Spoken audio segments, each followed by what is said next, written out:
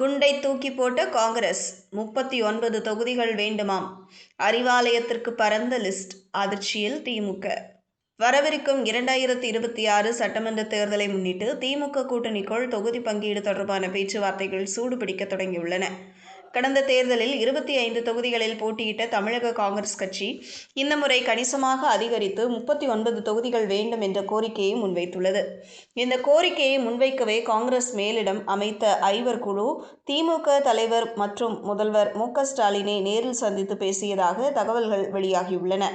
கடந்த 2 தசாப்தங்களாக திமுக கூட்டணியில் முக்கிய அங்கமாக இருந்து வரும் காங்கிரஸ் 2024 முதல் 2021 வரை நடந்த பெரும்பாலான தேர்தல்களை திமுகவுடன் இணைந்தே சந்தித்துள்ளது.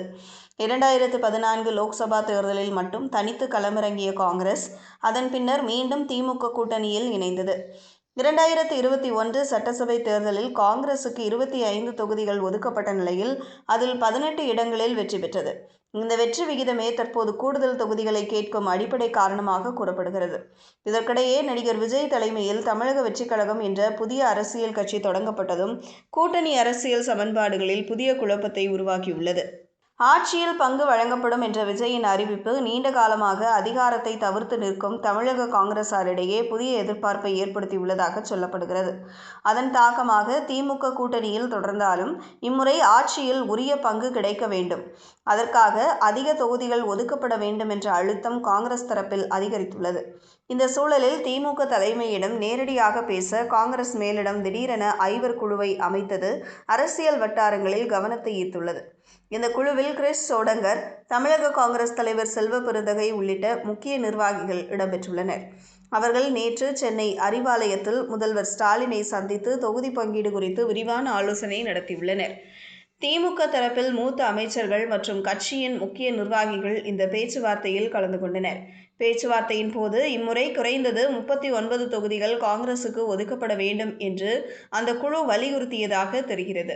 மேலும் காங்கிரசுக்கு சாதகமானதாக கருதப்படும் 125 தொகுதிகளை ஆய்வு செய்து அதிலிருந்து 39 தொகுதிகளின் பட்டியலையும் திமுக தலைமையிடம் வழங்கியுள்ளதாக தகவல்கள் தெரிவிக்கின்றன. ஆனால் இந்த கோரிக்கைக்கு உடனடி முடிவு எடுக்காமல் திமுக சார்பிலும் ஒரு குழு அமைத்த பின்னர் விரிவாக ஆலோசிக்கலாம் என்ற பதிவையே முதல்வர் அளித்துள்ளதாக கூறப்படுகிறது. அதே நேரத்தில் திமுக கூட்டணியில் ஏற்கனவே இடம்பெற்றுள்ள வி.சி.க., மதிமுக, இடதுசாரி கட்சிகள் உள்ளிட்டவர்களுக்கு எவ்வளவு தொகுதிகள் ஒதுக்கப்படும் என்பது இன்னும் இறுதி செய்யப்படாத நிலையில் காங்கிரசின் இந்த கூடுதல் கோரிக்கை கூட்டணிக்குள் புதிய சிக்கலை உருவாக்கும் என்ற கருத்தும் அரசியல் வட்டாரங்களில் பேசப்படுகிறது. எனவே வரவிருக்கும் நாட்களில் திமுக காங்கிரஸ் இடையிலான இந்த தொகுதி பங்கீடு பேச்சுவார்த்தை 2026 தேர்தல் அரசியலில் முக்கிய திருப்பமாக அமையக்கூடும் என்று கணிக்கப்படுகிறது. இந்த நிலையில் காங்கிரஸ் கேட்டுள்ள தொகுதிகளின் பட்டியல் தற்போது கசிந்துள்ளது. அதன்படி பொன்னேரி, வேளச்சேரி, ஸ்ரீபெரும்புதூர், செய்யூர், மதுராந்தகம், சோளிங்கர், கேவிக்குப்பம், கலசப்பாக்கம், ஊத்தங்கரை, கள்ளக்குறிச்சி, ஆத்தூர், ஓமலூர் ஆகிய தொகுதிகள் அந்த பட்டியலில் உள்ளது.